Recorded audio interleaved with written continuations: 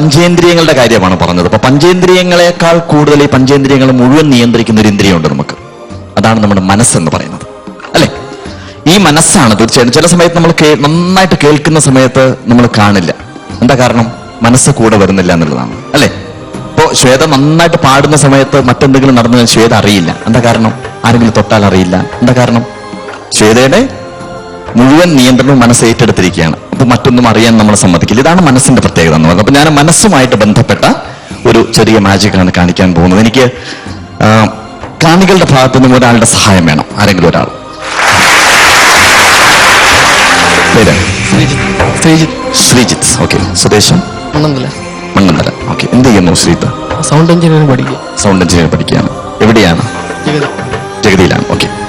ശ്രീജിത്ത് മാജിക്കിന് വേണ്ടിയിട്ട്, ശ്രീജിത്ത് ഞാൻ പറഞ്ഞല്ലോ സൈക്കോളജി ആയിട്ട് ബന്ധപ്പെട്ട ഒരു മാജിക്കാണ്. ശ്രീജിത്തിന്റെ പരിപൂർണ സഹായം എനിക്ക് വേണം. അതായത് എന്നോട് വൈരാഗ്യമൊന്നും മനസ്സിൽ വെക്കരുത്, വാശിയോ അല്ലെങ്കിൽ വെല്ലുവിളിയോ ഒന്നും വേണ്ട.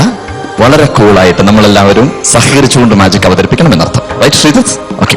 ശ്രീജിത്ത് ആദ്യം ചെയ്യേണ്ടത് ചെയറിലിരുന്നോളൂ, സുഖമായിട്ടിരിക്കാം, റിലാക്സ് ചെയ്തിരിക്കുക കേട്ടോ.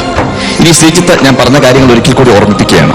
ശ്രീജിത്ത് എന്റെ വാക്കുകൾ വ്യക്തമായിട്ട് ശ്രദ്ധിക്കണം. അതുപോലെ തന്നെ മനസ്സ് പൂർണ്ണമായിട്ടും ഈ വേദിയിലേക്ക് ആദ്യം കൊണ്ടുവരിക. അതിനുശേഷം മുഴുവൻ സ്വന്തം നിയന്ത്രണത്തിലേക്ക് കൊണ്ടുവരിക. മറ്റുള്ള കാര്യങ്ങളെല്ലാം മറക്കുക. ഓൾറൈറ്റ്? ഈ മാജിക് കഴിയുന്നതായിരിക്കും. ഓൾറൈറ്റ്? ഓക്കെ. ഇനി ഞാൻ ചെറിയൊരു കൃത്യം ചെയ്യുന്നുണ്ട്. ശ്രീജിത്തിന്റെ കണ്ണ് ഞാൻ മൂടിക്കെട്ടാൻ പോവുകയാണ്. വിരോധമില്ലല്ലോ? ഓക്കെ.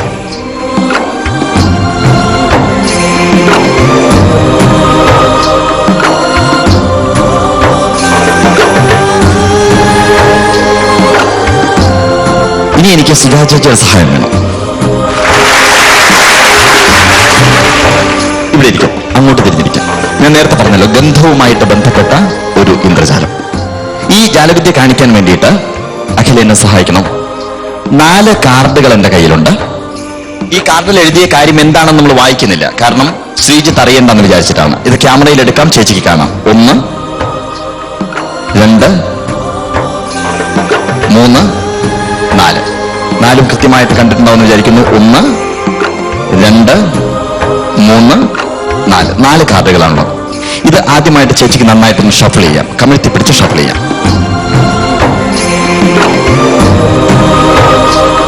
ഓക്കെ.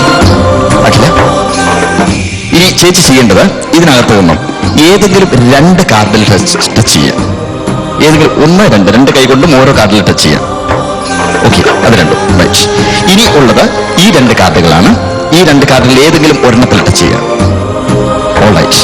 ബാക്കിയുള്ള കാർഡ് ചേച്ചിയുടെ കയ്യിൽ വെക്കുക, എന്നെ കാണിക്കണ്ട. ഓക്കെ? അത് ചേച്ചി കാണാം. ചേച്ചി അത് സ്വന്തം കാണുക, എന്നെ കാണിക്കേണ്ട ഒരു കാരണവശാലും. അതിനകത്തുള്ള പേര്, ചിത്രം എന്താണെന്ന് മനസ്സിൽ വിചാരിക്കുക. അതിനുശേഷം ആ ഗന്ധം എന്താണോ അതിനകത്തുള്ളത് ഗന്ധം, ആ ഗന്ധം പൂർണ്ണമായിട്ടും അത് കയ്യിലുണ്ട് എന്നുള്ള രീതിയിൽ തന്നെ മുഴുവൻ അതിനകത്ത് മാത്രം ശ്രദ്ധ കേന്ദ്രീകരിച്ചുകൊണ്ട് അത് സ്മെല്ല് ചെയ്യുക. അതിന്റെ ഗന്ധം വ്യക്തമായിട്ട് അനുഭവിക്കുക. കയ്യിൽ ആ ചിത്രം വെച്ച് കഴിഞ്ഞതിന് ശേഷം മൂക്കിനോട് അടുപ്പിച്ച് ആ ഗന്ധം അനുഭവിക്കുക. കഴിഞ്ഞോ ചേച്ചി? റെഡിയാണല്ലോ അല്ലേ? ഓക്കെ. ഇനി ശ്രീജിത്തിനോടാണ് ചോദ്യം. ശ്രീജിത്ത്, താങ്കൾക്ക് ഒരു മൈക്ക് ഞാൻ തരുന്നുണ്ട്. ഈ കയ്യിൽ മൈക്ക് വെക്കാം. ആ മൈക്ക് ചുണ്ടിനോട് അടുപ്പിച്ച് പറയണം. എന്തെങ്കിലും ഗന്ധം അനുഭവിക്കാൻ സാധിച്ചോ? വ്യക്തമായിട്ട് പറയുക. ഗന്ധമുണ്ടോ? എന്തിന്റെ ഗന്ധമാണ്? ഓറഞ്ചിന്റെ ഗന്ധം. ചേച്ചി ഏതാണ്? That is orange. That's good. Thank you ചേച്ചി. Thank you very much. ഇനി രണ്ടാമത്തെ ചാൻസ് വേണുവരുന്ന ശ്രീജിത്ത്. വീണ്ടും ശ്രീജിത്തിന്റെ സഹകരണത്തിന് ഒരിക്കൽ കൂടി നന്ദി. പൂർണ്ണമായിട്ടും മനസ്സെന്നിലേക്ക് മാത്രം കേന്ദ്രീകരിക്കുക. ശ്രീജിത്ത്, ഞാൻ താങ്കളുടെ ശരീരത്തിൽ ചില ഭാഗങ്ങൾ ടച്ച് ചെയ്യാൻ പോവുകയാണ്. ടച്ച് ചെയ്യുന്നത് വ്യക്തമായിട്ട് അറിയുന്നുണ്ടെന്ന് അറിയുന്നതിന് വേണ്ടി ബോഡി, താങ്കളുടെ ശരീരം പൂർണ്ണമായിട്ടും മാക്സിമം സെൻസിറ്റീവായിട്ട് വെക്കുക. റൈറ്റ്? ഇപ്പോൾ ഞാൻ ശ്രീജിത്തിന് എവിടെയെങ്കിലും ടച്ച് ചെയ്തോ? ഉറച്ചു പറയാം. എവിടെയാ ടച്ച് ചെയ്തത്? നെറ്റിയിൽ.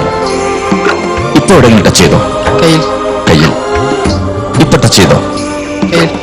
കയ്യിൽ. ഓക്കെ. ഇനി ഞാൻ ടച്ച് ചെയ്യുന്നുണ്ടെങ്കിൽ വ്യക്തമായിട്ട് ഓർക്കണം, എവിടെ, എത്ര തവണ, എങ്ങനെ ടച്ച് ചെയ്തു എന്നുള്ള കാര്യം പറയണം കേട്ടോ. ഇനിയുള്ള പോർഷനിൽ ശ്രദ്ധിച്ചിരിക്കുക.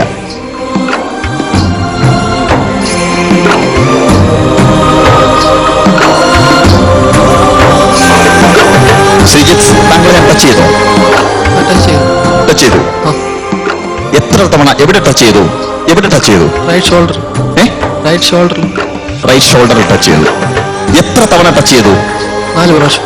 4 പ്രാവശ്യം ടച്ച് ചെയ്തു. ഇതാണ് മനസ്സും പഞ്ചേന്ദ്രിയങ്ങളും തമ്മിലുള്ള ബന്ധം. Thank you Binota, thank you very much. Thank you very much. Sreejith, thank you for your kind cooperation. Thank you very much. Thank U